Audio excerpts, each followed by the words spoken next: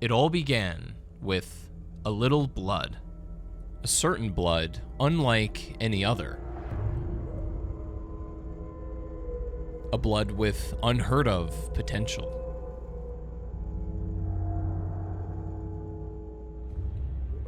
You've come from a faraway land, in search of healing, in search of answers. You've heard word of a clinic that deals in blood ministration, something that has been proven to heal all kinds of ailments. This clinic is your only hope. It is the last chance to fend off the disease that ails you. Now, inside of a candlelit room, your body is weak and ravaged with fever, a plague of sorts. There you are greeted by an old man with hazy eyes and an ominous voice. He tells you, before you can proceed, to sign a contract, an oath to join Yharnam's cause. Oh, yeah. Pale blood. Well, you've come to the right place. Yharnam is the home of blood ministration. You need only unravel its mystery. But where's an outsider like yourself to begin? Easy, with a bit of Yharnam blood of your own. But first, you'll need a contract. As you have no other choice and are desperate for a cure, regretfully, it is signed as you need this blood badly. You are in the home of blood ministration after all. This procedure for Yharnam blood ministration is very ancient and arcane, and despite it being the only answer to heal your ailments, it apparently does not come for free, because before drifting off into complete unconsciousness, the old man with you leaves you with one final warning. Good. All signed and sealed. Now, let's begin the transfusion. Oh, don't you worry. Whatever happens, you may think it all a mere bad dream.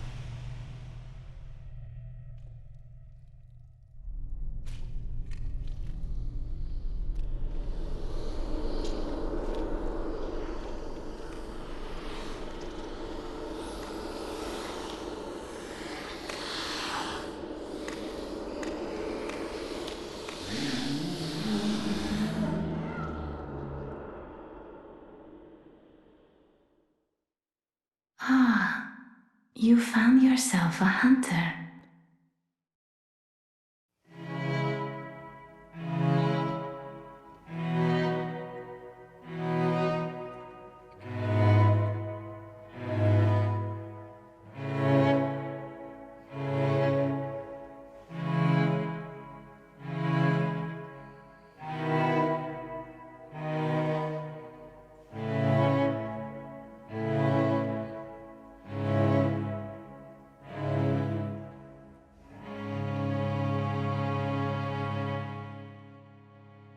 The city of Yharnam was once a beacon of medical wonder, a place where all sickness and disease could be healed at any time through the miracle that was the blood from the healing church. And so it was, in those days, Yharnam became a place of flourishing and of healing. However, the city now was diseased, broken, and drenched in blood. the scent of it covering the streets and its people. Once a proud people, they were now something indistinguishable from beasts who crave blood. And once the healing church caught on to the blood transforming men into bloodthirsty beasts, they would begin to cover it up, enlisting hunters to eliminate them in the shadows. And as it turns out, now that is where you step in. You join the hunt. Your mission is unclear, your past forgotten, and you follow only the path left to them, survive the night, and seek pale blood. The cobblestone streets of central Yharnam were paved in blood. Lamps flickered in the dark, barely piercing the thick fog that crept through the alleyways, and the air carried a low, persistent growl, as if the city itself was restless. And your only respite right now is the safety and familiarity of the clinic you awoke in. However, you're not alone. Upstairs is a woman named Yosefka, and she tells you she cannot open the door as it would risk infection to her patients who are behind it. Are you out on the hunt? Then I'm very sorry, but I cannot open this door. I am Yosefka. The patients here in my clinic must not be exposed to infection. I know that you hunt for us, for our town, but I'm sorry. Please, this is all that I can do. Now, go, and good hunting. Please, try to understand my position. I can only pray for a fruitful hunt. And so instead of going inside, we head back downstairs, not before her giving you a special vial of her own, and not before exiting the clinic, we find a note on the ground that reads, "Seek pale blood to transcend the hunt." Being a bit unsure if it was written by Yosefka herself or not, this is the second time the term pale blood has been brought up since you've entered Yharnam. Was it truly a sort of blood, or was it even maybe a person that you needed to search for? Either way, whoever left it seemingly wanted to push you in the right direction. As you leave the clinic and approach the streets of Yharnam, a lantern glimmers in front of you, and out of curiosity, you go to investigate the strange artifact, only for it to begin to pull you out of Yharnam.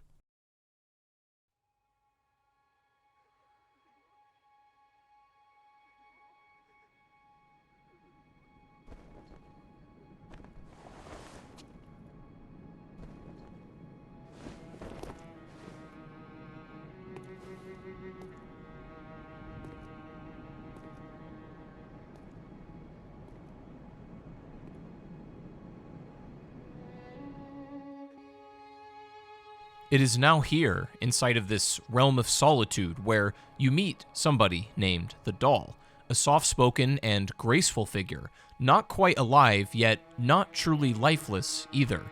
She offers guidance and a welcome. Hello, good hunter. I am a doll, here in this dream to look after you. Honorable hunter, pursue the echoes of blood, and I will channel them into your strength. You will hunt beasts, and I will be here for you to embolden your sickly spirit. The doll would not only welcome you to the dream, but she also told you of another hunter, a man named Gehrman, who resided inside of the hunter's workshop.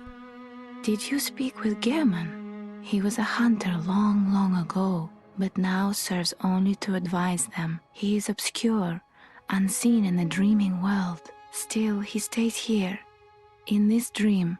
Such is his purpose. Aha! You must be the new hunter. Welcome to the hunter's dream. This will be your home. For now, I am... Gehrman. Friend to you hunters. You're sure to be in a fine haze about now, but don't think too hard about all of this. Just go out and kill a few beasts.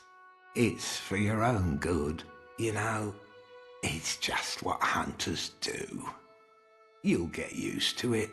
This was once a safe haven for hunters. A workshop where hunters used blood to enhance their weapons and flesh. We don't have as many tools as we once did, but you're welcome to use whatever you find. should it please you.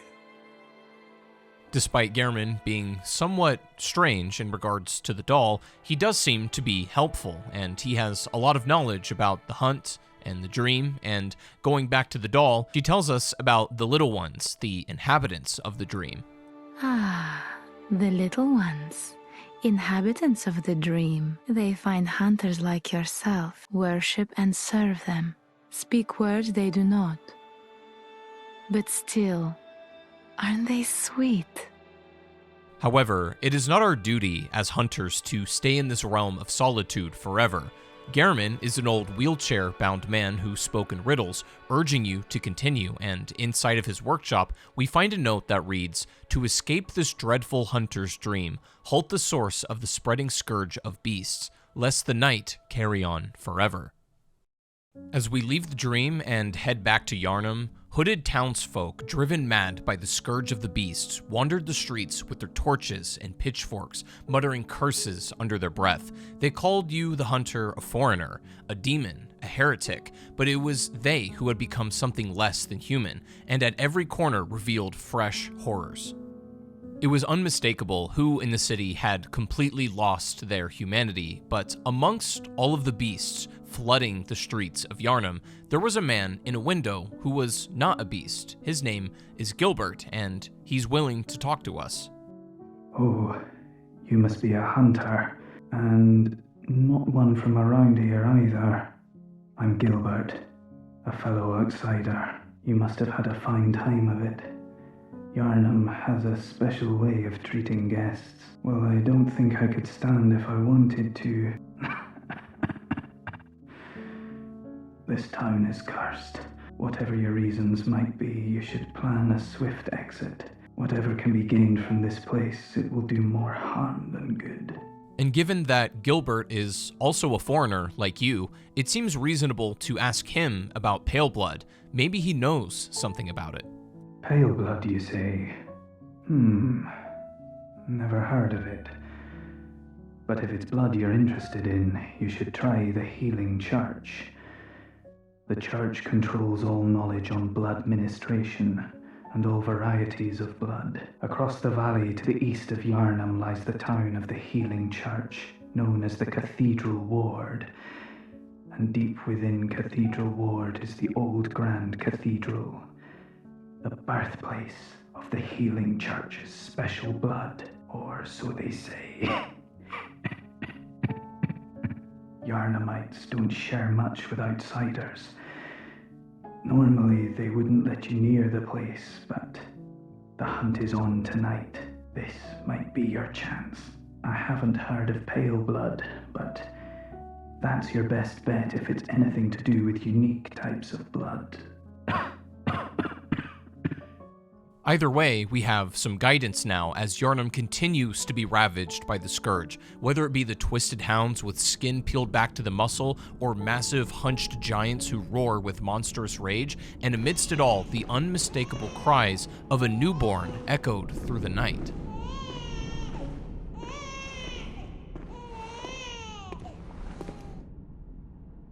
Every single Yharnamite you meet tells you that the hunt tonight will be in full swing, so as you press onward, the beasts would only grow stranger. The blood that was once miraculous was revealing its true cost. You encounter your first gigantic beast here, in the form of a cleric beast. This monstrosity possesses superhuman agility and strength. It can be assumed to have once been a cleric of the Healing Church thanks to its name and the nails in its body. This lends to the true cost of the horror going on at the Healing Church and specifically within the ranks of the clerics. If you're lucky enough to find an old bell belonging to the old hunters on your path to the beast, you can use it to summon a fabled hunter, Father Gascoigne, who helps you slay the creature. Father Gascoigne was a respected leader of the hunters and a respected member of the community in Yharnam, but after providing you with his assistance, he disappears in a rush, leaving many answers to his nature and actions.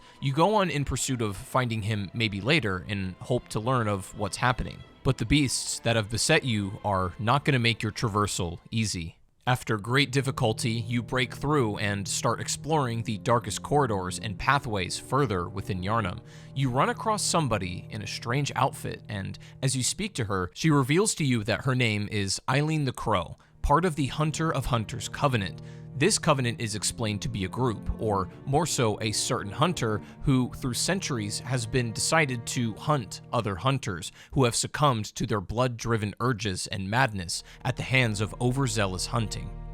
Oh, a hunter, are you? And an outsider? What a mess you've been caught up in. And tonight of all nights, prepare yourself for the worst. There are no humans left. They're all flesh-hungry beasts now. Still lingering about. What's wrong? A hunter unnerved by a few beasts. No matter. Without fear in our hearts, we're little different from the beasts themselves. She's mysterious, but you have a feeling you're going to meet her again very soon.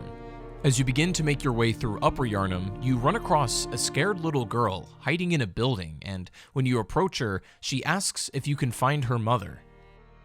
Who are you?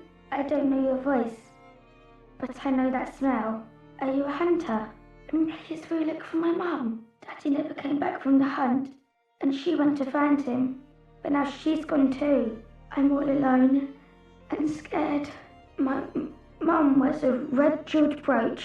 It's so big and beautiful, you won't miss it. Oh, I mustn't forget. If you find my mum, give her this music box. It plays one of Daddy's favourite songs. And when Daddy forgets us, we play it for him so he remembers. Mum's so silly running off without it.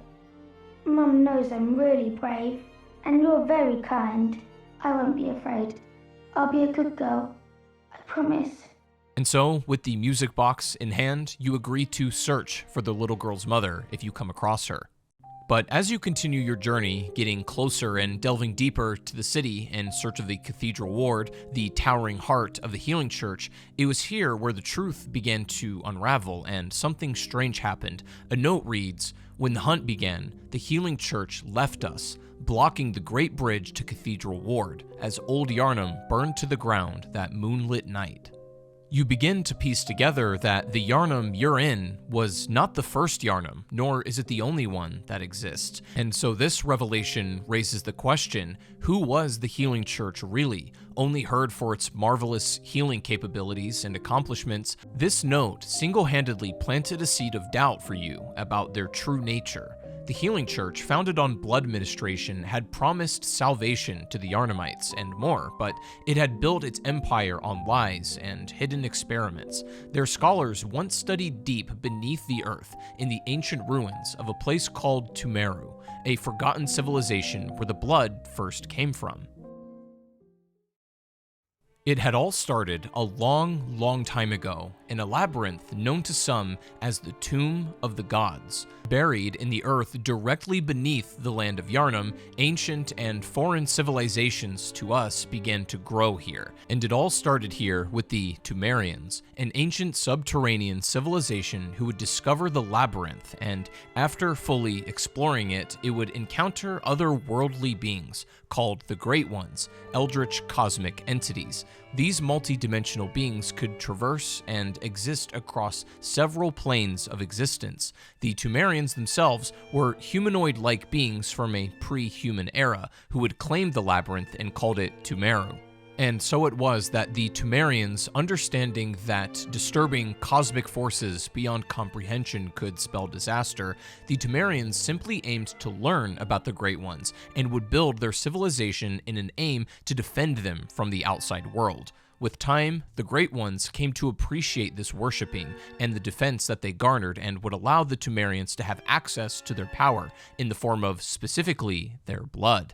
They would use this old blood from the Great Ones to gain power and prolong life through its healing capabilities. In return, this would alter their appearance and make them almost undead in nature, with pale skin and a permanent gaping mouth that never waned in expression.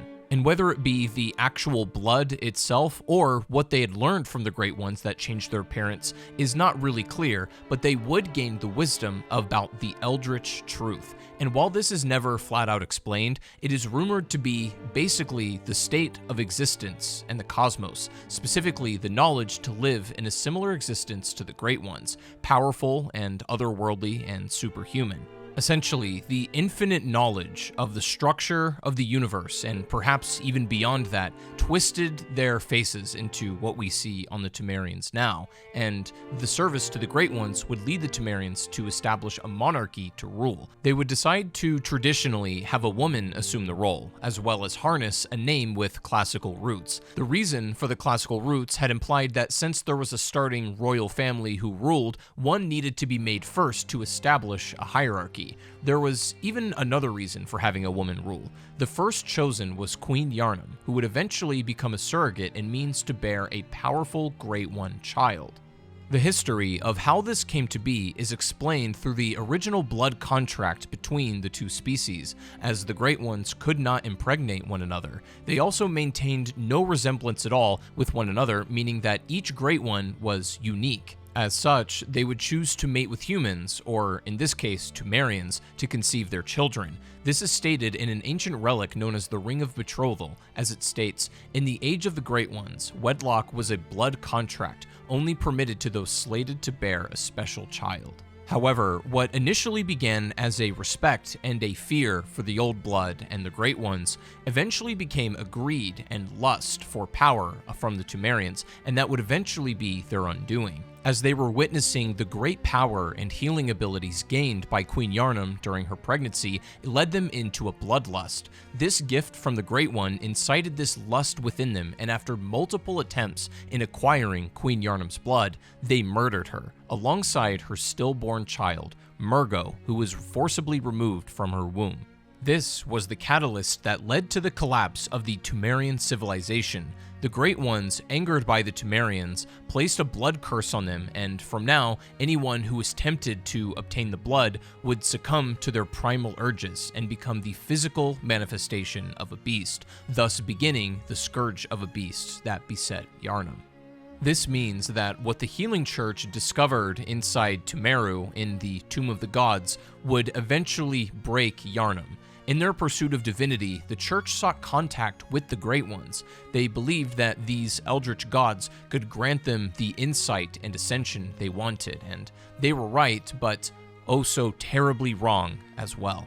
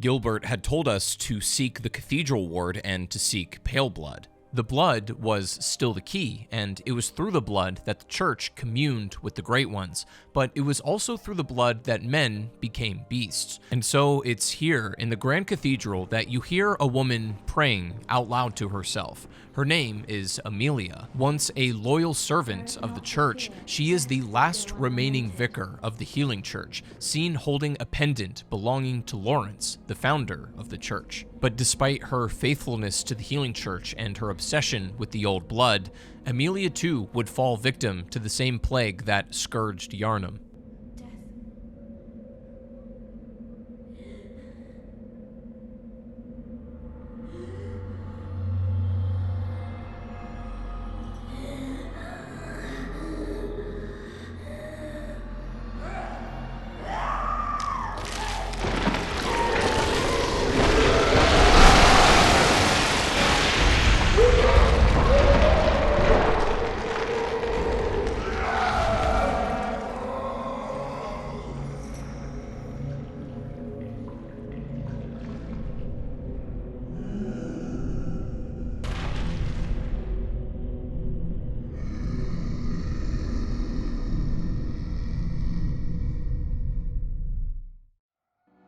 What you might notice is that Amelia possesses a wrap around her eyes to symbolize her blind devotion to the blood and to the church. At this point, the pendant would be gone, but Amelia's obsession with Lawrence would not wane. Following the advice of Gehrman, our objective is to slay beasts, and once she was killed, a vision would be revealed to you.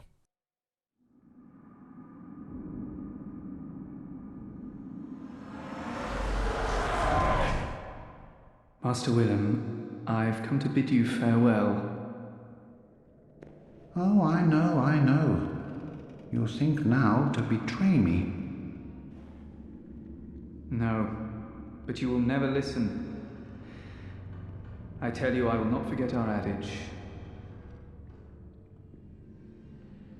We are born of the blood, made men by the blood, undone by the blood.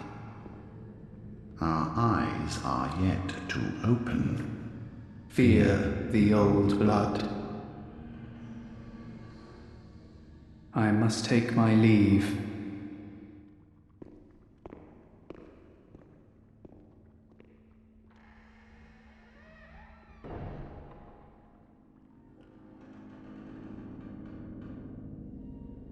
By the gods, fear it, Lawrence.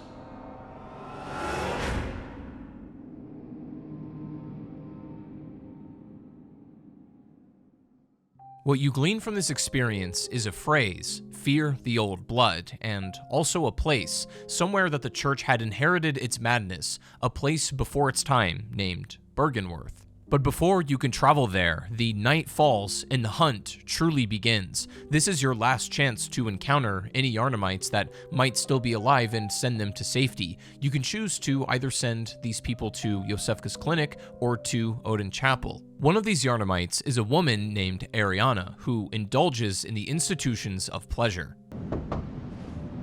Oh my, what a queer scent. But I'd take it over the stench of blood and beasts any day. What is it then? I'm off during hunts, and besides, this is no place for ladies. Wouldn't want to drag you down too. Oh, thank goodness. You're a hunter, aren't you, dear? Might you know of a safe place? The night is long and I've very little of the incense left. Please, there must be some nice place to run off to. Oh, thank you, dear. Perhaps I'll see you there. You! You're not from around here, are you? Or an outsider who's come to join the hunt? What a pathetic idea. You what? What, you think I'm a beast? Well, maybe I think you're a beast. And step away from my castle. Well, what's this two-bit nonsense you're peddling? I heard you told that wench about some shelter. Well, she's a damn fool to trust an outsider. Why? Well, her sort's probably just fixing to feed some of your coin. You think I'm an easy mark? Yeah? Well, give me your best shot.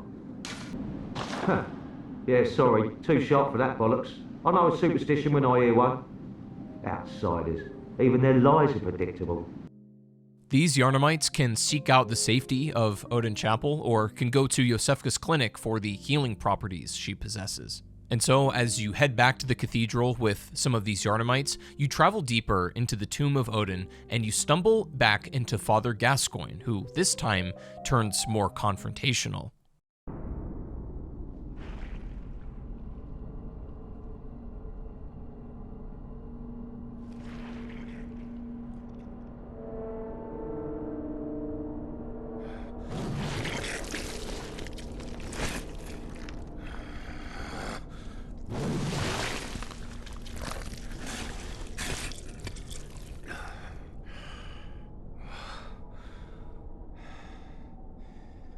Beasts all over the shop. You'll be one of them, sooner or later.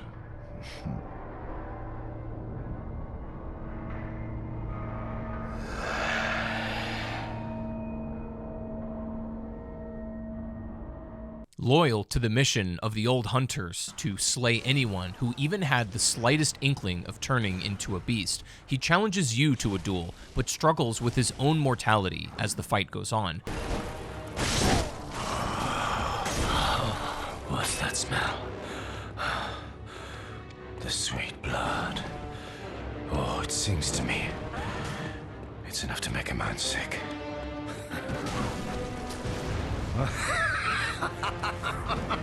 But the music box you were given seems to momentarily distract him, giving you an opening.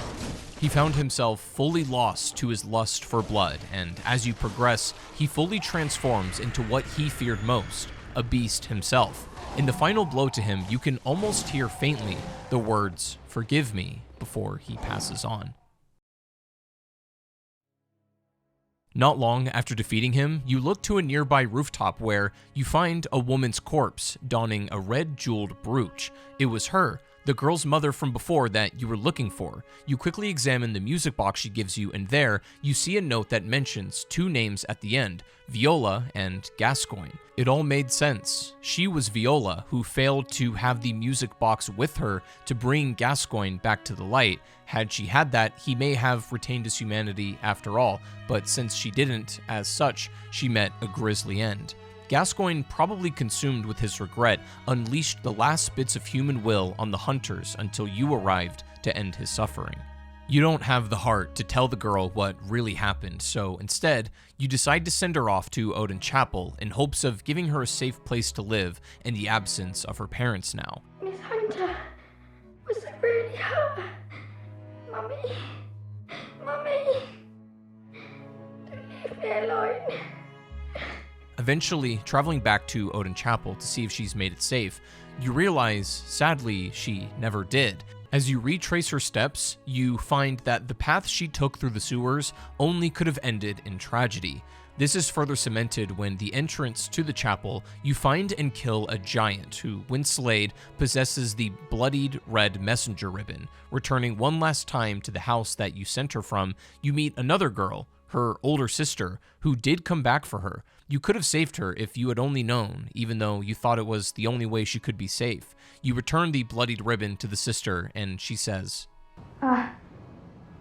You haven't by any chance seen my little sister, have you? I told her to look after the house, but she's run off somewhere.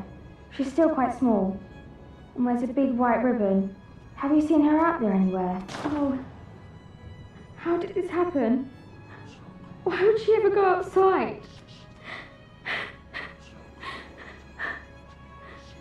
At least I'll have something to remember her by. Heading back towards the tomb of Odin, you see that somebody is walking around where you just defeated Gascoigne. Somebody is in the area, and as you approach, you learn that this man's name is Henrique, the old partner of Gascoigne, and he is also most likely the same person referred to as Grandad. He has found out what has happened not only to Gascoigne, but also his daughter, Viola, and perhaps his youngest granddaughter as well. He was driven mad by grief, and as such, becomes a beast in the sense that he must be put down.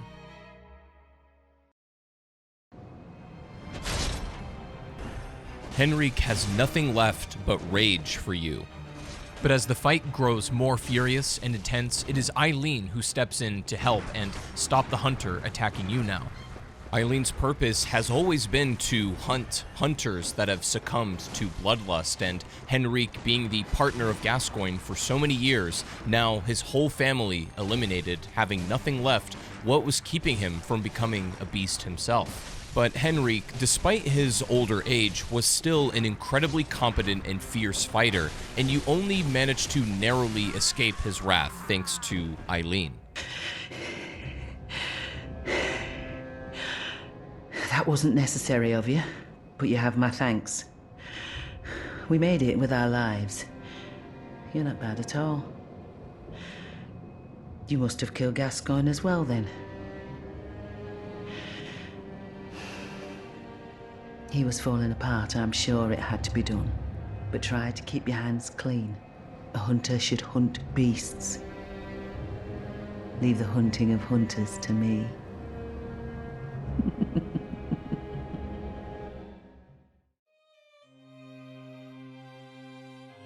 As you head back into Yharnam, you discover some unfortunate news. As for the last remaining blood relative of Gascoigne, you find that the other daughter has taken her life by jumping off a ledge out of grief. And so, in that very moment, the entire blood lineage of the Gascoigne family was now gone.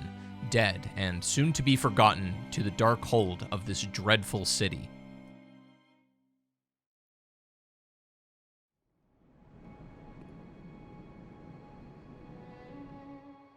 Welcome home, good hunter. Hunters have told me about the church, about the gods and their love. But do the gods love their creations? I am a doll created by you humans. Would you ever think to love me? Of course. I do love you. Isn't that how you've made me? The air grew still as you finally decided to leave the desolate streets of Yharnam behind. There was a voice appearing from behind a door that asked for a passcode, and from the vision you had earlier after killing Amelia, you tell him, "Fear the old blood," and the door opens, revealing that the man behind the door had been dead for a very long time. In any case, you push on through and enter the Forbidden Woods, an area in which Yharnamites and other creatures were somehow even more corrupted than they were in Yharnam. But what sat beyond the forest at the very edge of this moonlit lake was a single building sat in eerie silence in the distance, Byrgenwerth. Once a place of higher learning, it had long been abandoned and left to rot, but within its halls lay the origin of the city's downfall. Byrgenwerth was not merely a school led by the brilliant yet obsessive Master Willem. The institution was the first to uncover the ancient ruins beneath Yharnam, and it was there, in the depths of the Chalice dungeons, that the scholars found the remnants of the Great Ones in the blood that carried their power. But Willem, unlike the healing church that would rise from his discoveries, feared the blood. He says, "We are born of the blood, made men by the blood, undone by the blood." Master Willem clearly had a very different perspective and approach to the healing church about what they discovered, and Willem believed one needed insight rather than blood. He believed that perception could pierce the veil of reality, and so he ordered eyes to be placed inside the skull, not literally at first, but through study, revelation, and communion with beings beyond human understanding. He requested real eyeballs to be obtained to garner this insight, and Master Willem's student Lawrence, the founder of the healing church, broke from his path and founded that very same church that would embrace the blood and all of its magical capabilities. It was this betrayal that tore the world apart. A mysterious note left inside the library near the stairs of the cathedral ward reads, "Heir to the ritual of blood, purveyor of ministration, place your hand upon the altar's sacred covering and inscribe Master Lawrence's adage upon your flesh." This note goes to show how obsessed and blind the healing church became to worshiping Lawrence and specifically the blood. The atrocities and ramifications of the healing church would spread across the entire land, and so would the actions at Byrgenwerth. But there was what you might call a separate faction of the church. The Vile Bloods caused more madness within itself. You learn of this through your communion with the hunter of the Vile Bloods, Alfred, and the discovery of one of the darkest secrets of the healing church. Traversing through the Lumen Flower Gardens within the Altar of Despair, deep inside the cathedral ward, you encounter her, the Great One that was left behind, Ebrietis, daughter of the Cosmos, kept hidden away for centuries. She is found praying to the Altar of Despair, a statue representing Rom, the scholar who ascended to a true Great One as well. Perhaps she was begging for solace and acceptance or even forgiveness, as she was left to rot for however long it had been. She worked with the choir, the highest-ranking members of the healing church, to connect with the Great Ones, but they failed. With an almost flower-like appearance, she defends the only home she has, but as the hunter does, you destroy and defeat her.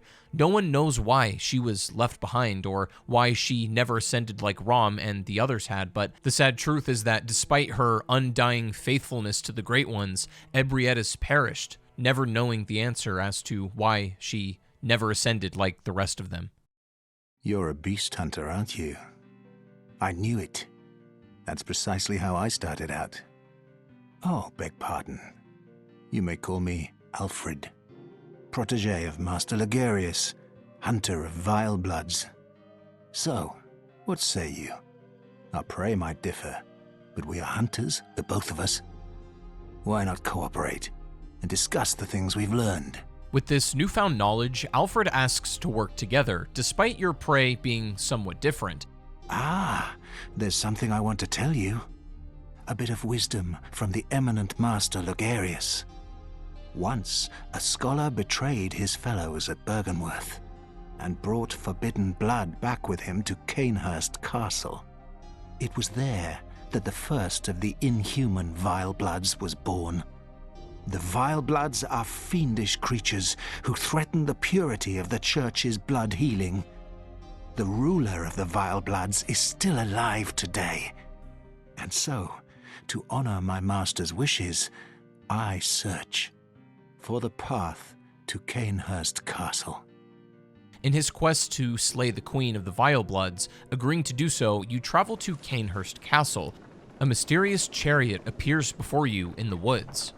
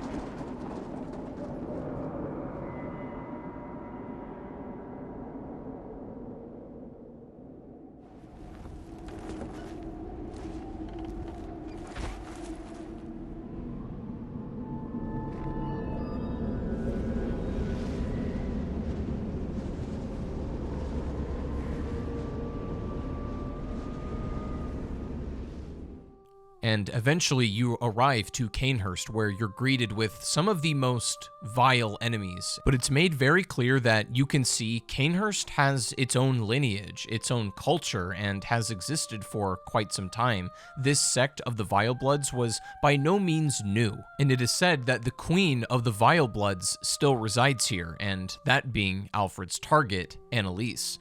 Traveling to the rooftops of the snow-drifting castle, you find another Vile Blood hunter, now corrupted and driven mad by a tool he now wears. This man's name was Logarius, a tall, magic-infused individual who used the Crown of Illusions sat atop his temple to conceal what you were in search of. Whether he was lying to himself about which blood was cursed, or he was lied to by the healing church that he was devoted to, he lives by the message, acts of goodness are not always wise, and acts of evil are not always foolish, but regardless, we shall always strive to be good. The battle is fierce and ferocious, but you, the hunter, are eventually victorious, and Logarius is slaughtered, and as you obtain the Crown of Illusions, the wall fades and reveals Queen Annalise and her place that she resides.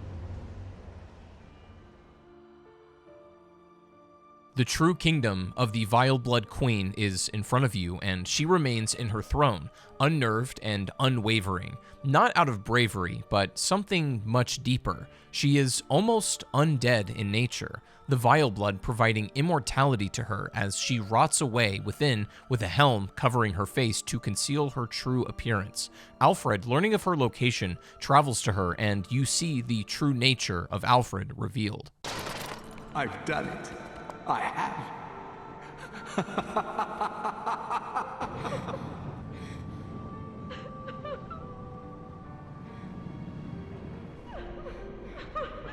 The facade Alfred was putting on fades away, and standing atop her mutilated corpse fulfilled his mission. He was to kill the last vile blood to become a true martyr for the sake of his former master. He lied to you, acting friendly and kin to an ally, only to fulfill his selfish promise. Alfred's hatred of the vile bloods ran so deep that not even you could avoid the devastation in his wake. Queen Annalise attempted to avoid being discovered for many, many years, but today, that would all come crumbling down. And as it would turn out, Ligarius would not be the true martyr because Alfred had his own ideas in mind. It has been an honor, but I must say goodbye. Let us cleanse these tarnished streets, and may the good blood guide your way.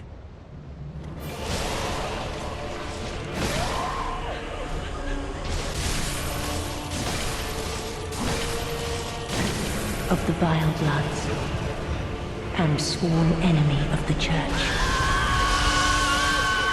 Yet our people are murdered, and we are prisoner to this wretched mask.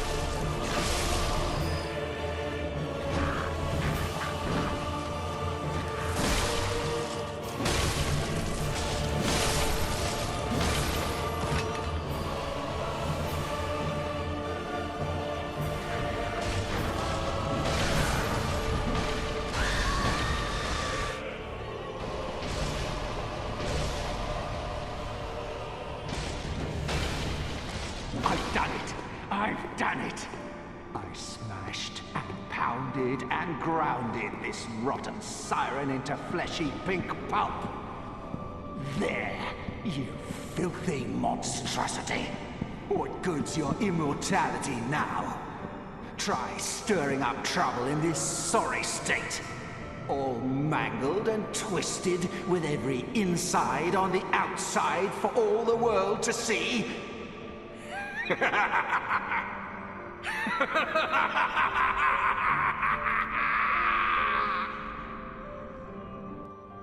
With the Queen of the Vile Blood slain, Alfred was no longer interested in helping you.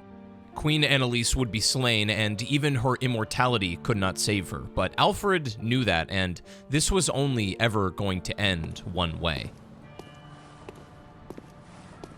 The only thing that was left was to crucify himself, becoming the martyr that he dreamed of being all along.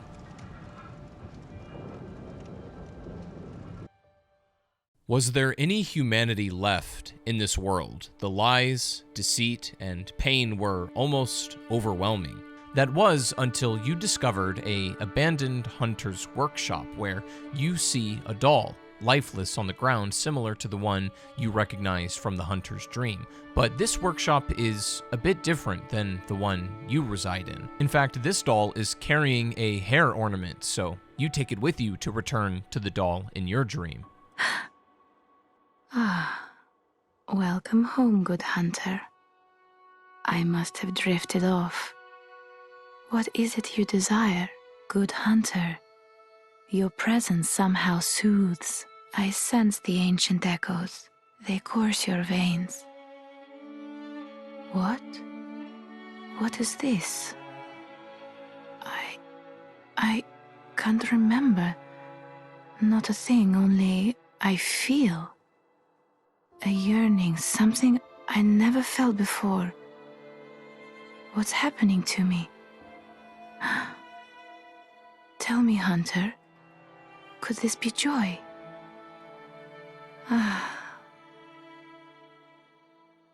a single teardrop coming from her eye. And Gehrman gives some insight onto the place we just uncovered.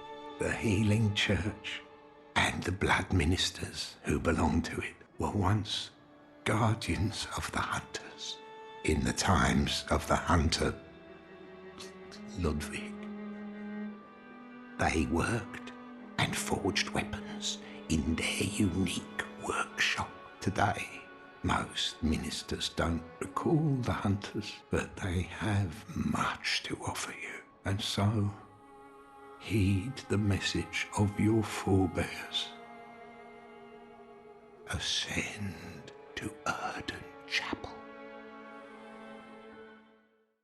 Once again, leaving the dream to investigate even further, you head back to Byrgenwerth, where Yuri, the last scholar, still resides there. Yuri is the last remaining choir member, and it is speculated that the choir of the healing church raided Byrgenwerth in search of its secrets. But you're not here for Yuri, for she is only a stepping stone, where, as you walk out onto the rooftop, you see Master Willem sitting in his chair and staring towards the moon, and also the moonlit lake, and speaking to him only reveals he points you to the lake.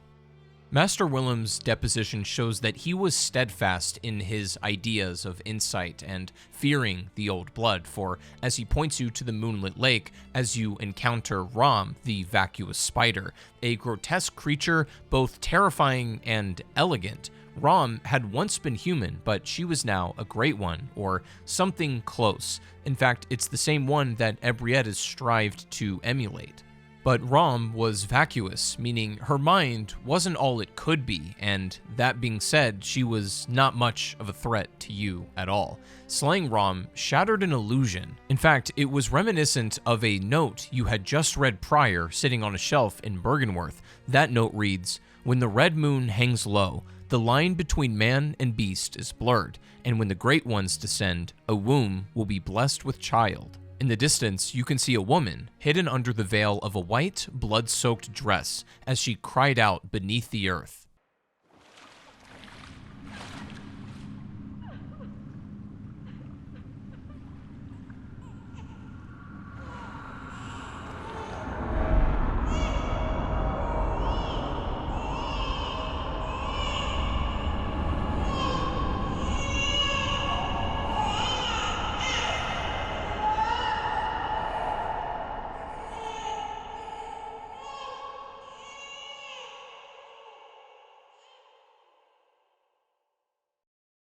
Now, the nightmare had truly begun.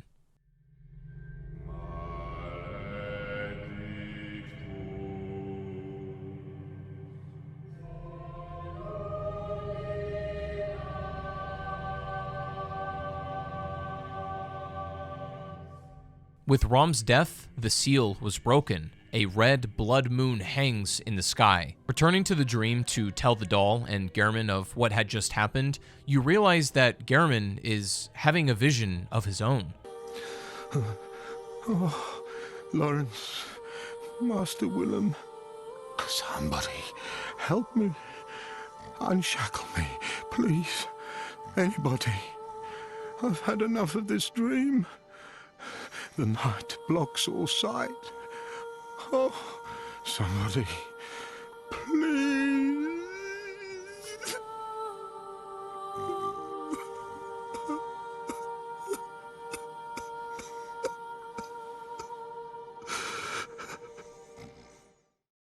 In leaving, however, you find a note that says, "The eye of a blood-drunk hunter beckons hunters to the hunter's nightmare. A deformed creature will whisk you away outside Odin Chapel." What was a hunter's nightmare? Is that how the cursed view this place? Impossible, since it was written within its walls. It doesn't make sense, but perhaps it contains some answers. Making it back safely to Odin Chapel, you see that some of the Yharnamites you spoke to earlier are here and in safety, and in fact, some of them even share things with you. Ariana shares with you her blood. The old woman here shares with you some sedatives. But it appears that something is wrong with Ariana. She's not feeling well, but you have no time to investigate as there's some commotion at the Grand Cathedral where you find Eileen, gravely injured, and another hunter inside the church, the Bloody Crow of Canehurst. Oh. Is that you again? I'm afraid I've made a bit of a blunder. I'm just going to have a short rest. Oh, don't worry. I've taken blood. Enough to save an old woman. No more dreams for me. This is my last chance. What a fool I am. I'll have to tread carefully. But that thing still lies in wait. This hunter was a fierce fighter, enough to subdue even the best Eileen.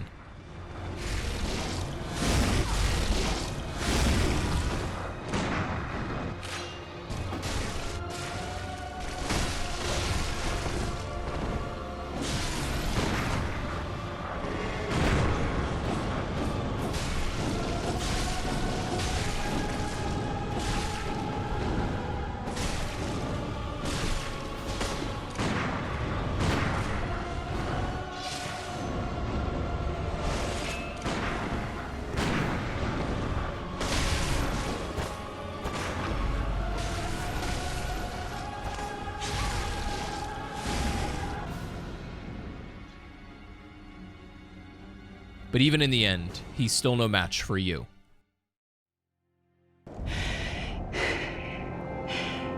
Don't you ever listen to your elders. No matter.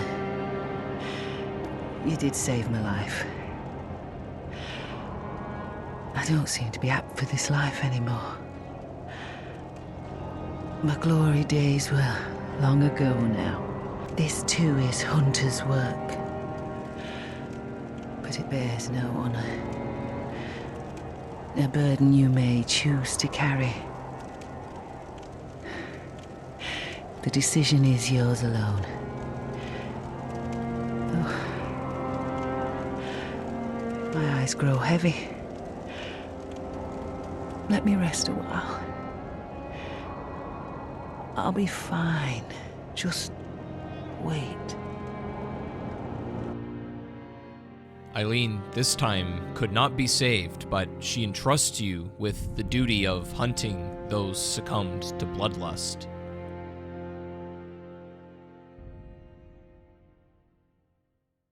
And as if the horrors at this point couldn't get any worse, you return to Yosefka's clinic, but this time it was a bit different as she was before, where initially she was very adamant about keeping people away as to not infect her patients. She was actively requesting that you bring more people in who sought refuge and healing, but eventually, once you return to the clinic, you see something you couldn't have imagined. Yosefka had turned all of her patients into celestial minions, creatures with bulbous and faceless heads and frail blue bodies. But the real horror was waiting upstairs, where Yosefka herself resided, and on a table where it appears she was pregnant.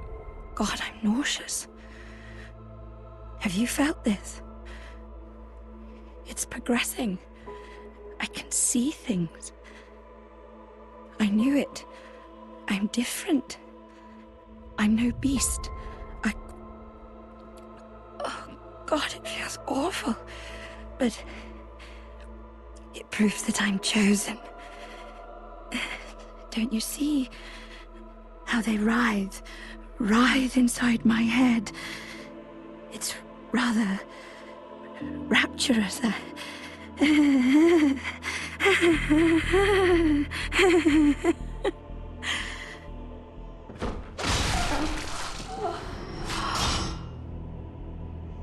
Echoing what the Tumerians did to Queen Yarnum, as so you destroy Yosefka and her Great One child, in the process obtaining an umbilical cord of a Great One.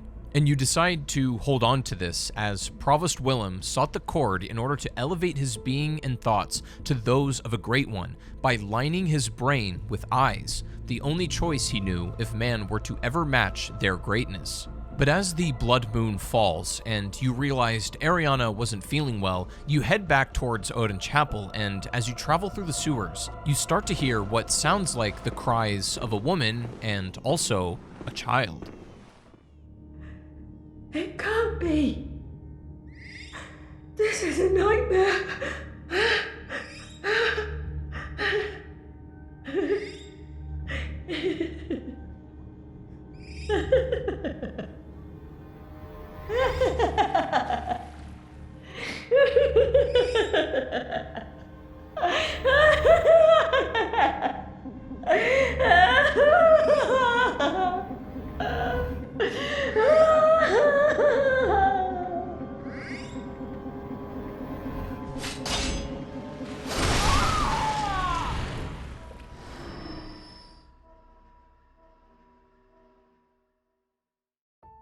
She also has been scarred, giving birth to a Great One child as well. You grant her and the horrifying offspring mercy, and in the process, obtaining another third umbilical cord. It is said that every Great One loses its child and then yearns for a surrogate, and Odin, the formless Great One, is no different. To think, it was corrupted blood that began this eldritch liaison. You had a feeling to hang on to these cords, but you also remember reading a note with 3 words simply saying 3 third cords. The spread of monsters and beasts came in many forms, but not all monsters in Yharnam were beasts, and still, the worst had yet to be seen, as in Yahar'gul, the unseen village. What was a town that was honestly not much different to Yharnam before, the true horror after the blood moon would fall would reveal itself. The plane of existence started to grow dark, and mad bell ringers summoned abominations from beyond to be slain. The School of Mensis, a splinter of the Healing Church, had taken Willem's vision even further, or perhaps too far. Here, in this silent and broken place, they attempted to contact a Great One. They sought communion and transcendence and wished to birth a god. But the ritual had failed, or perhaps in a weird way it had actually succeeded.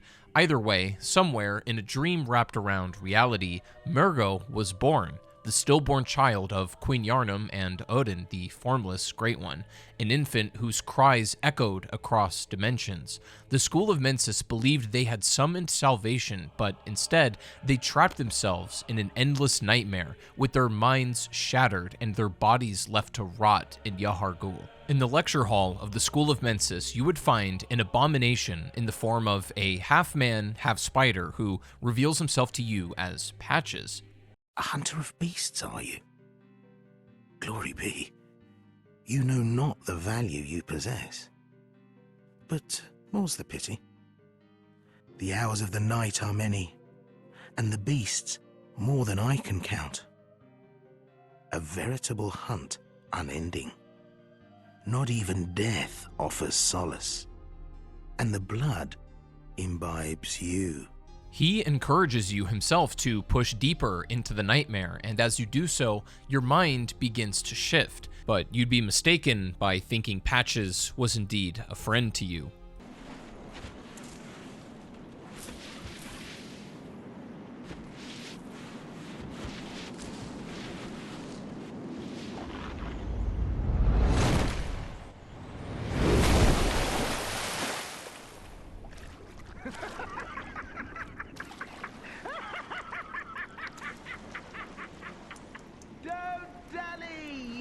Lucky scam! The gift of the Godhead cometh!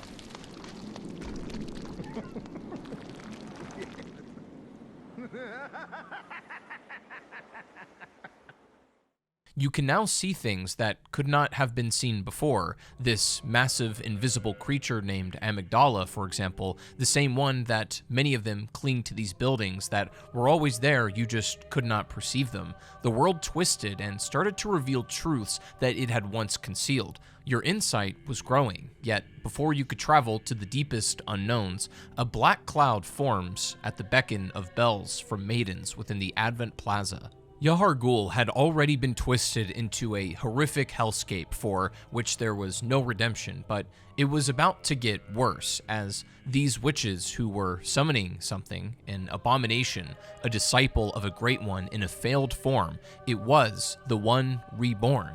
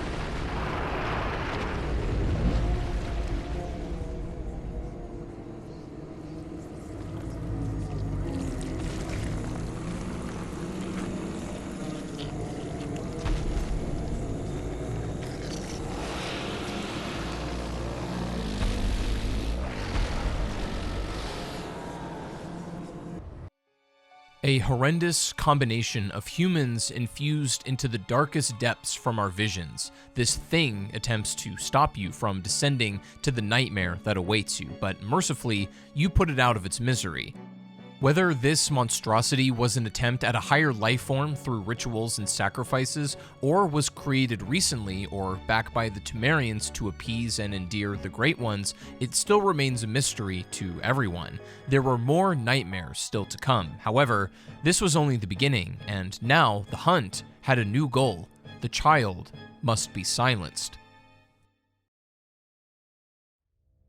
As hard as it is to believe the absolute horrors and monstrosities that reside here, Yahar Ghul was simply a gateway to the true nightmare. As a note in Yahar Ghul reads, "Nightmarish rituals crave a newborn, find one, and silence its harrowing cry." This note left by someone hoping to warn us of this duty we must now fulfill, to end the rituals and free us from the nightmare, slay the Great Ones and free their children. Another note reads, "The Mensis ritual must be stopped, lest we all become beasts." Lest we all become beasts are powerful words, as it is Gehrman who specifically warns us against this. You need now only to get to the core of the nightmare. There was a place beyond dreams and death, where time did not flow and thought became reality. It was a world not born of the gods, but built by man's folly. You stepped into this place with steady feet, ready to continue hunting the madness. This was the nightmare of Mensis. It was a nightmare, similar to a dream, but not a dream in a peaceful sense. It was raw, jagged, and built upon grief and despair. The architecture of the mind warped the space with bridges that defied gravity, towers that bled into the sky, and chasms that whispered secrets. This is where the School of Mensis had conducted their most blasphemous experiments in an attempt to speak to the stars and force them to answer. The School of Mensis' fatal flaw was that they could not understand not understanding. They needed answers, and they were going to force them out of the cosmos by any means necessary. There was a brain in the center of the structure, the Mother Brain, who was the closest vessel they had to a Great One and caused madness in anyone who drew near. A normal person should not even be able to perceive or comprehend this creature, but you and your insight and knowledge of the world and the cosmos right now are able to apprehend it fully in your vision. The Nightmare of Mensis was truly an amalgamation of the most twisted and vile places the human soul can conjure, and at the very heart of it all stood a man named Mikolash, the host of the nightmare. Mikolash had once been a scholar like Lawrence, one of Bergenworth's disciples even, but while Lawrence sought salvation through blood and Willem through eyes, Mikolash sought the voice of the cosmos itself. He believed that the key to true ascension, to true enlightenment, was not just hearing the Great Ones, but joining them in dream, and he was successful in a way. The ritual that we see Mikolash and his students attempting in Yahar Ghul was intended to create a vessel, or more so a womb, for a Great One to inhabit. That vessel was Murgo, the formless child, born in the mines and anchored in this nightmare. Mikolash offered his own mind as the cradle, but the cost was steep. His body remained lifeless in the waking world, while his consciousness looped endlessly in this realm in a maze of his own creation. When you finally meet him, Mikolash is no longer fully a man, dressed in tatters, his head in a steel cage meant to trap the thoughts and attune to the Great Ones. He danced through the halls like a madman, and his laughter echoed off the walls with insanity and mournfulness all at once. Ah, Cos. Or some say Cosm. Do you hear our prayers? No, we shall not abandon the dream. No one can catch us. No one can stop us now.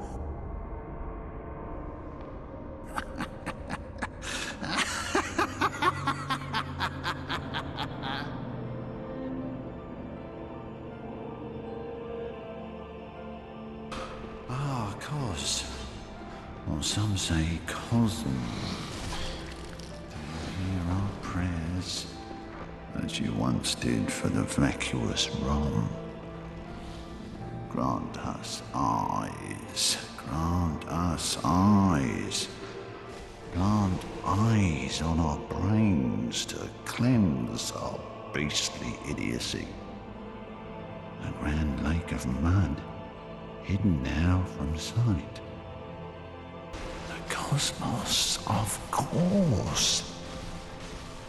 Let us sit about and speak feverishly, chatting into the wee hours of new ideas of the higher plane.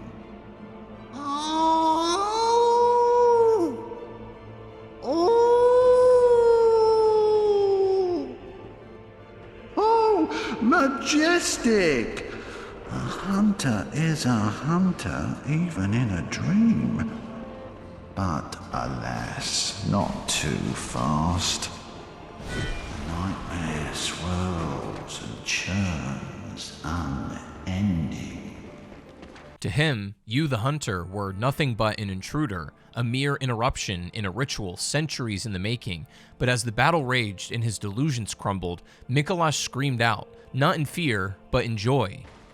Now I'm waking up! I'll forget everything! For in death, he would be closer to his beloved Great Ones more than ever before.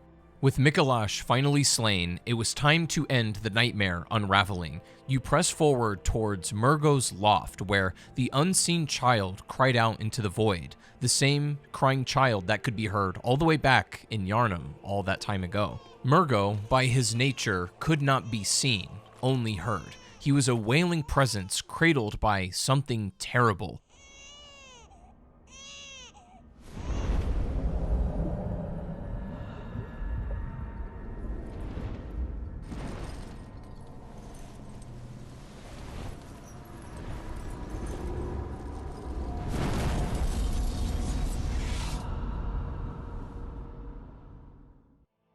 Murgo's wet nurse guarded the child, a shadowy, multi-armed being with a shroud of flowing black. It had no face, no eyes, no voice, only blades.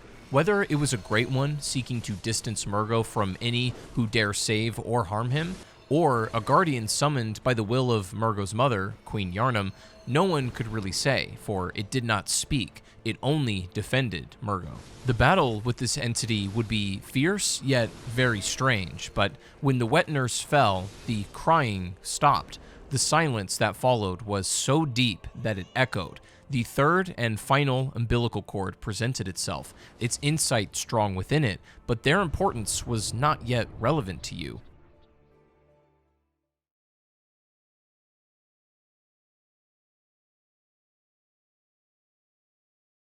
It is said that every Great One loses its child and then yearns for a surrogate. This cord granted Mensis audience with Murgo, but resulted in the stillbirth of their brains. Murgo, who was never before seen nor touched, was just gone, and so was the purpose of the nightmare.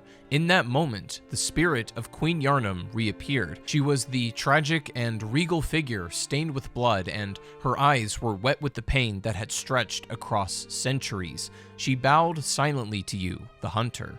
What had once been unthinkable had finally been done. The hunter had silenced a Great One's child, yet the hunt did not end. Why?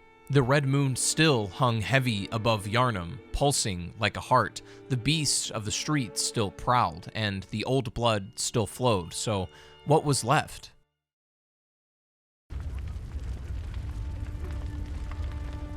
Good hunter, you have come. Dawn will soon break. This night and this dream will end. Gammon awaits you at the foot of the great tree. In that moment, Gehrman in the dream offered you an ultimatum by saying, Good hunter, you've done well. The night is near its end. Now, I will show you mercy. You will die, forget the dream, and awake under the morning sun. You will be freed from this terrible hunter's dream. He offered you a choice to make: to submit, accept release, and forget all about the horrors you had just experienced, or reject Gehrman's mercy and demand the truth. But the truth is never kind, and getting there would require the acceptance of some terrible things. The blood ran deeper than anyone had known. It whispered through the veins of Yharnam, but its true origin, the wound at the heart of the nightmare, laid even further back, before the Scourge, the Church, Bergenworth, Mensis, and nobody even dared look beneath the surface. There was a sin so profound that it poisoned the dreams of all who followed. A sin so dark that even Gehrman himself refused to acknowledge it, and in order to uncover the truth, you needed to descend into a memory that was not your own. This is where you remember the Eye of the Blood-Drunk Hunter.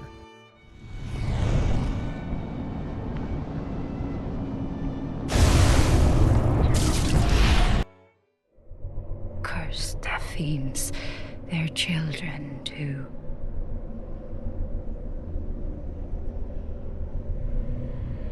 And their children forever true.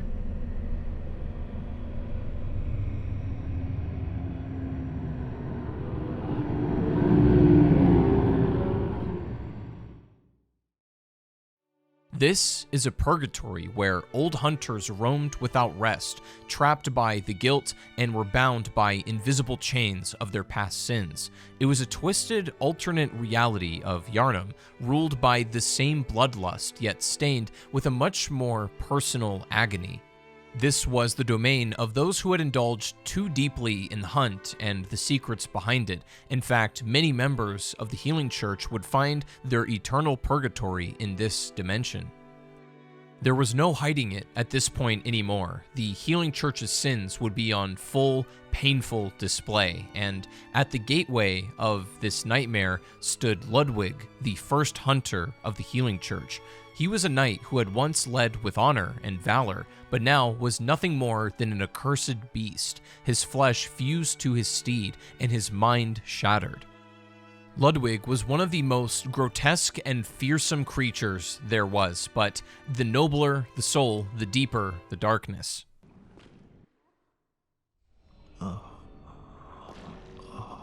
Please, help us. An unsightly beast. A great terror loose. Ludwig, just come here.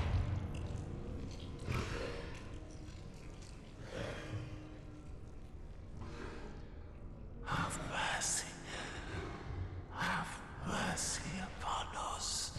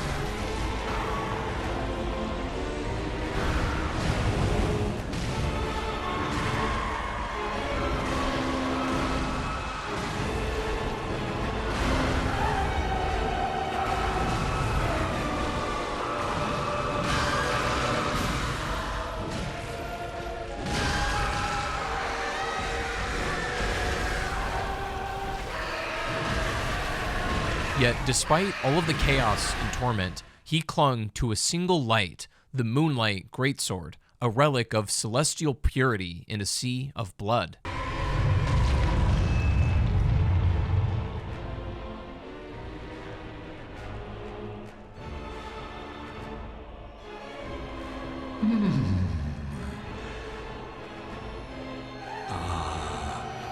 You were at my side all along.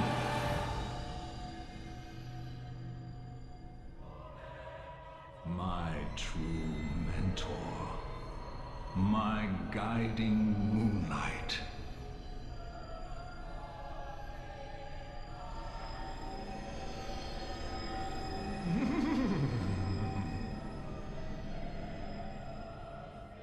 Instead of now fighting like a beast, Ludwig would recall the chivalrous soul he still had.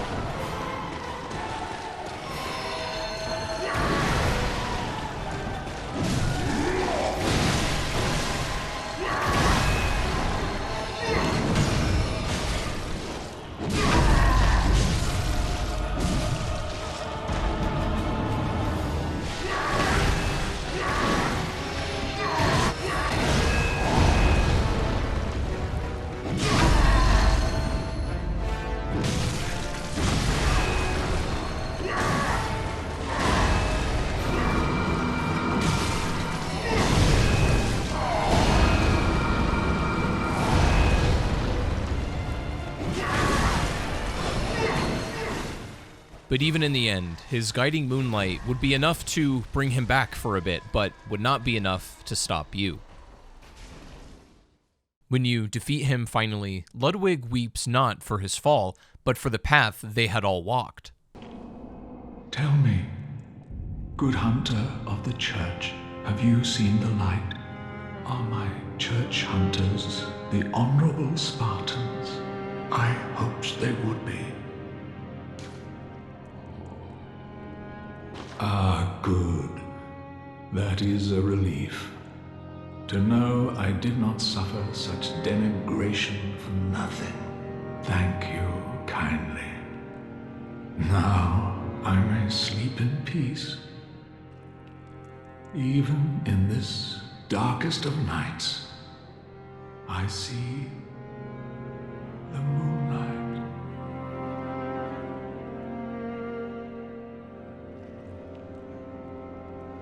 His plea hung heavily in the air, and even as the blade cut one final time, he retained his dignity and nobleness. Beyond him, though, the nightmare would still deepen.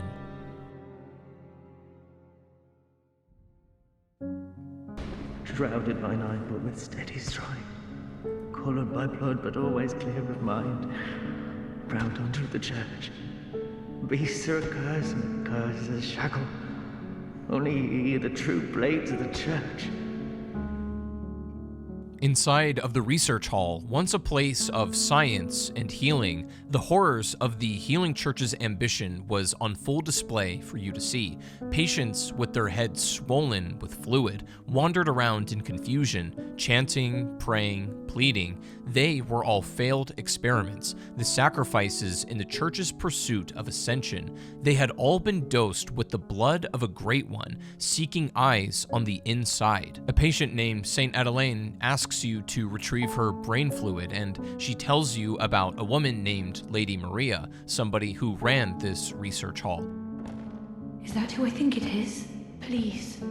Oh, please, I need brain fluid. The sticky sound is fading fast. Please bring me brain fluid. I must have it. I have failed.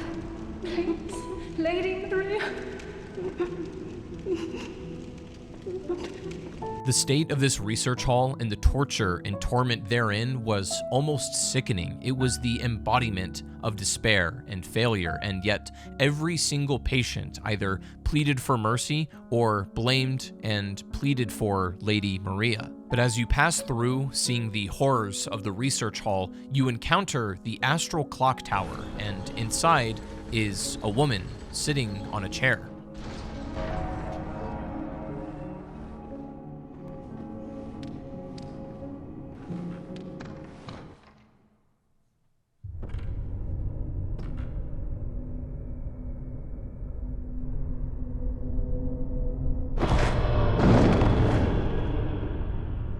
A corpse should be left well alone.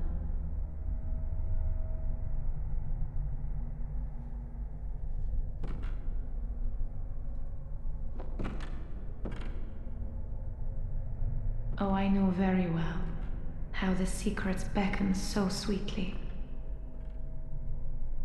Only an honest death will kill you now.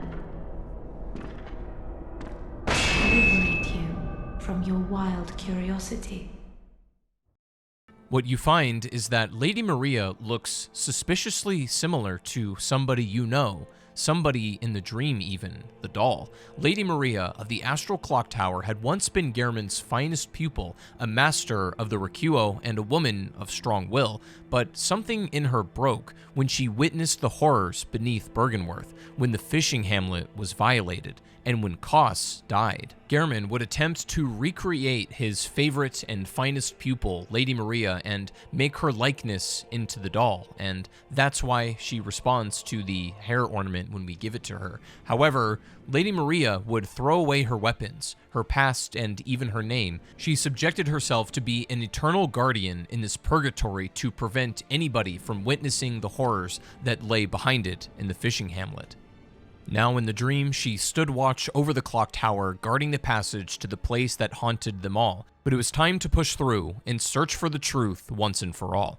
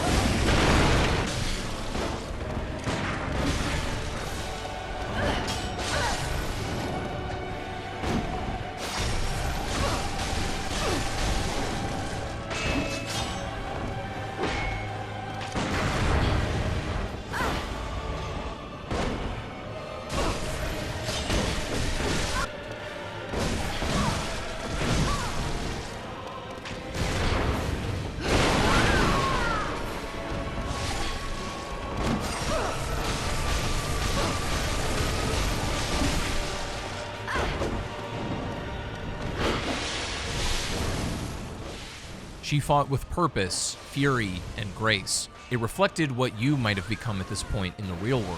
When she fell, it wasn't death, it was release. Freedom from the eternal purgatory she was unwillingly and unwittingly put into. Behind her, the great clock had shifted, and the sea opened wide. It was at the fishing hamlet where the sin gave birth to the nightmare. It was a village forgotten by time, where the ocean met the sky. The people here were simple, their lives tied to the tides and to a being beyond comprehension, Koss, a great one who had washed ashore and died there. Things started to go wrong when Byrgenwerth came. A villager can be heard lamenting about what happened when the scholars arrived from Byrgenwerth. Black and white, blasphemous murders, blood-crazed fiends. Atonement for the wretches by the wrath of Mother Koss. Mercy for the poor wasn't child. Mercy. Oh, please. The scholars came with scalpels, chains, and questions they should have never asked. They cut into Kos and experimented on the villagers, seeking knowledge, power, and insight from her. They sought to dissect a god, and unfortunately for them, the sea remembered. The villagers, in their agony, cried out, and Kos, even in death, answered. A curse was born, not just on those who had committed the atrocity, but on all who walked the path of blood and thought. It cursed anyone who succumbed to their deadly urges and garnered a lust for research and the hunt. The orphan of Kos, the child of the dead Great One, was born from this rage, and it waited for you, wailing at your arrival. The orphan was not a beast, nor a man, nor a true god. It was a fragment of pure grief and fury.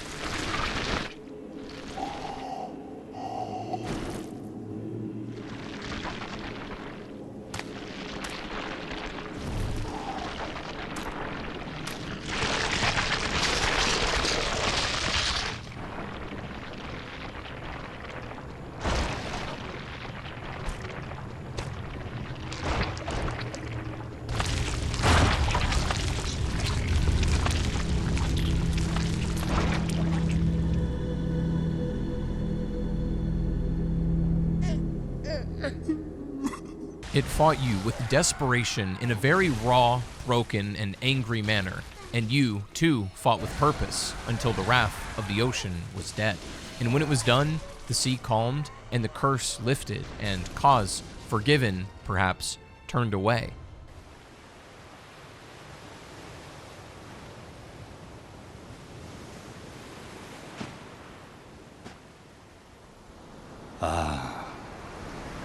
Sweet child of Kos, returned to the ocean.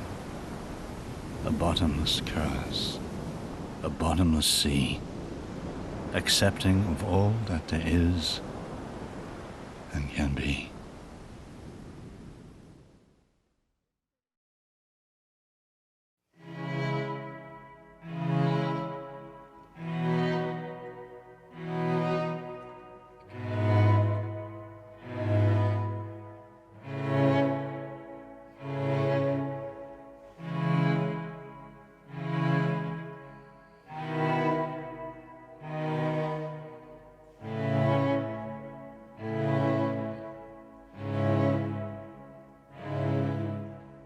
The hunter stood alone on the shore of the cosmos, the lake of mud, a single figure silhouetted against the tide, and it became clear of the layers of reality you resided in. Everything, the blood, the healing church, the research, all could be traced back to the curse and the sin that began here. So the truth you were looking for is that the nightmare didn't begin with blood, it began with a question.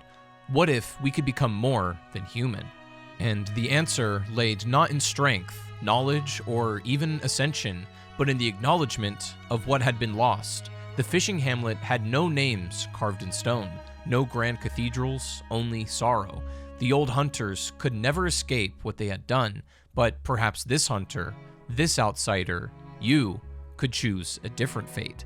You start by going back to the hunter's nightmare and taking Lawrence, the founder of the healing church, the first vicar, out of his misery. By the time you encountered him, however, he doesn't even resemble a man in the slightest. He had been fully lost to beasthood and the curse and the sin.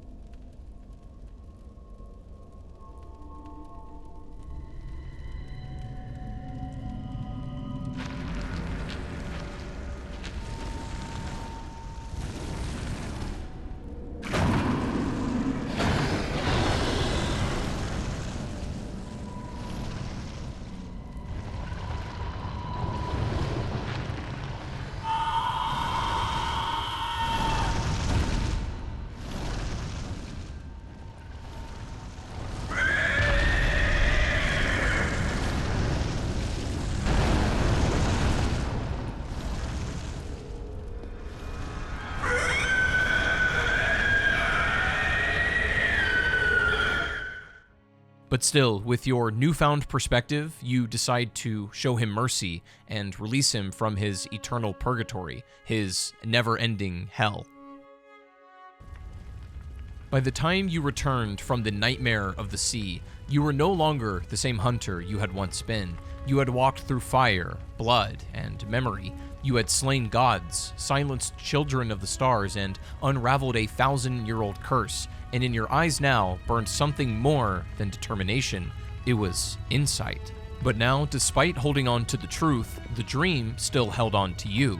The hunter's dream, once a haven of guidance and purpose, now felt thin, its borders flickering like a lantern about to extinguish.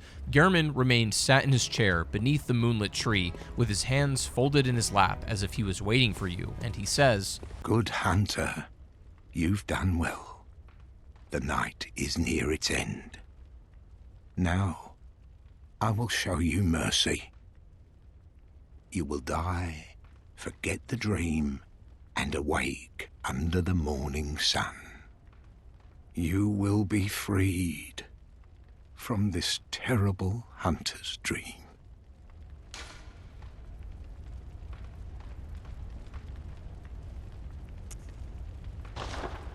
Gehrman, revealed to be the first hunter, had been bound to the dream for countless nights, to say the least. When the moon presence descended long ago and created this dream realm as a vessel for its will, it chose Gehrman to watch over it, and he obeyed. Every hunter who came here was a pawn in the same game, merely a thread in a vast line of failed experiments and cycles of slaughter meant to give birth to something greater. But this time was different. With the full acknowledgement and understanding of everything, the sin, the curse, all of it, the purpose of the umbilical cords comes to fruition. You choose to consume each third of the Great One's umbilical cords and embrace the insight and mysteries hidden in the blood, the wombs, and the cosmos. Now, you are no longer merely human. You're something in between, a caterpillar on the verge of transforming. And so, naturally, you refuse Gehrman's offer for mercy.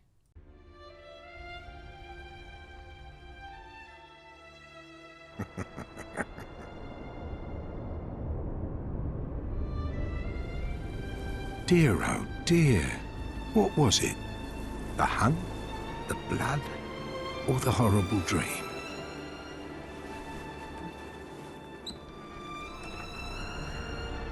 Oh, it doesn't matter.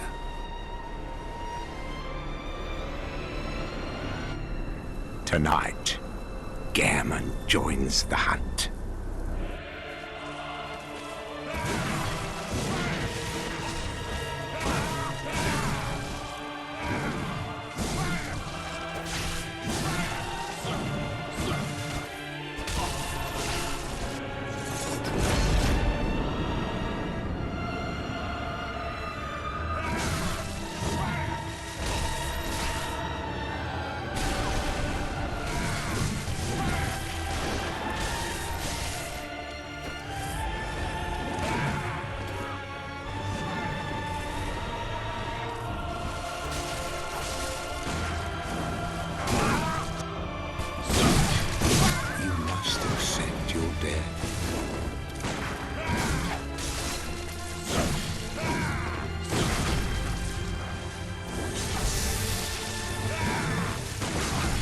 The night and the dream were long.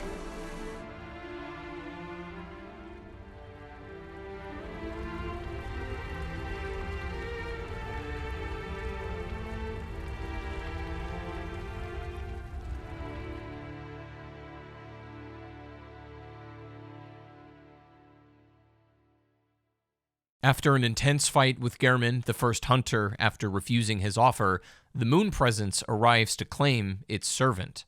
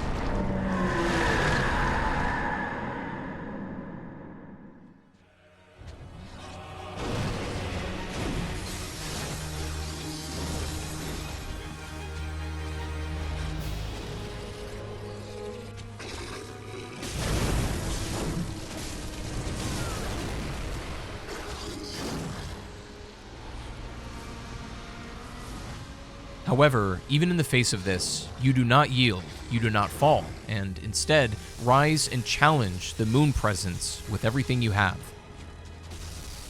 All of your strength and insight and spirit, the moon presence shrieks, no longer the master, but indeed the prey to be hunted.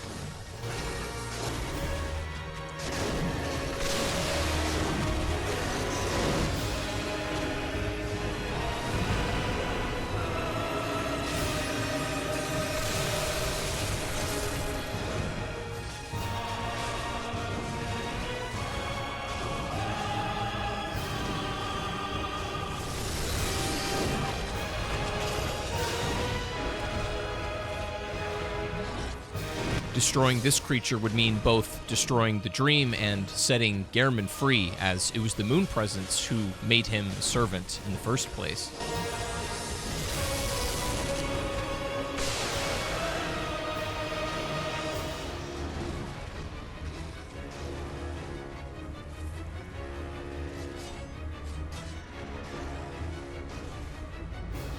And in doing so, you are now fully untethered from the laws of humankind and gods alike.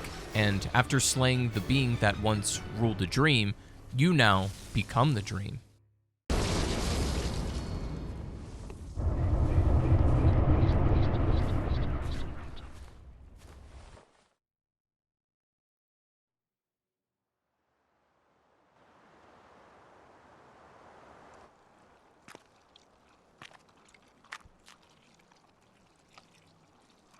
Are you cold?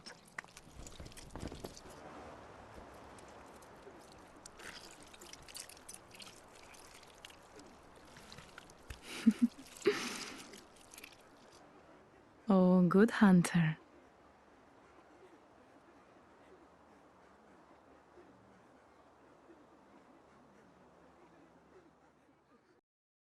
You have now become a great one, an infant version, reborn beyond mortal means. You were not born as a conqueror, but as a child of the stars. The future lies open, not with answers, but with possibilities. This is not the end, it is merely the beginning of something vast.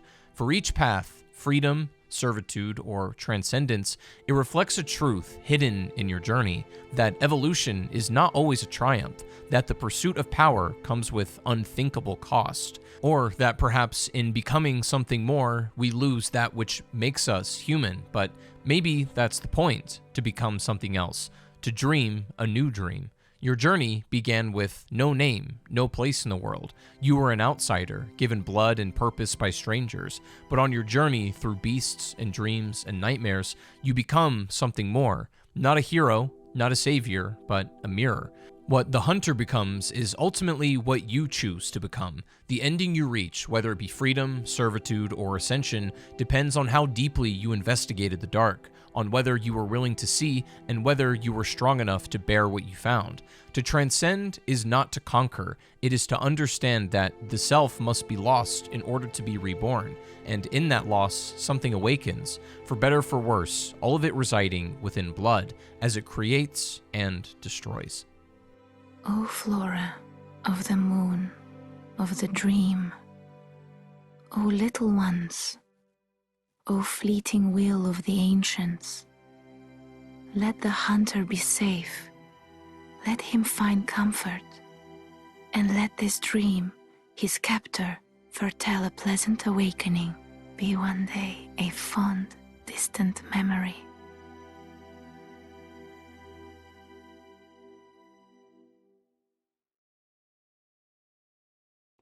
Thank you so much to you guys for watching the whole video and making it this far. I know this was quite a long one, but I really feel like we did the game of Bloodborne a justice, and I want to give a big thank you to my team who made this possible. Firstly, I want to thank Shoddy2Hotty for helping me compose the story and make it thorough, but also understandable and digestible in a way, because it is a lot to unpack. I also really want to thank DemoCrazy for being an absolute legend and putting together some of these really epic boss fight scenes. These guys are both ridiculously talented, and this project would not have been possible without their help, so a big thank you to them. Also, I want to thank the artists who some of their artwork appeared in this video. You can check them out in the description if you want to. Appreciate them allowing me to show off some of their wonderful artwork in this video. Thank you very much. And most importantly, I do want to thank you guys for watching. It's only with you guys watching this video that I'm able to even justify spending all this time making these, and I'm very excited to make more. If that's something you guys would like to see, you can let me know. If you're interested in perhaps more movies on other games in the future, just let me know in the comments. And if that is the case, before you go, make sure to subscribe to the channel, as there will be more movies you won't want to miss. If you would like to, you can become a channel member, which is a wonderful way to support more projects like this in the future, and I want to say thank you to anybody who does. No obligation, of course, but either way, appreciate your time. Thank you for watching, and I'll see you in the next one.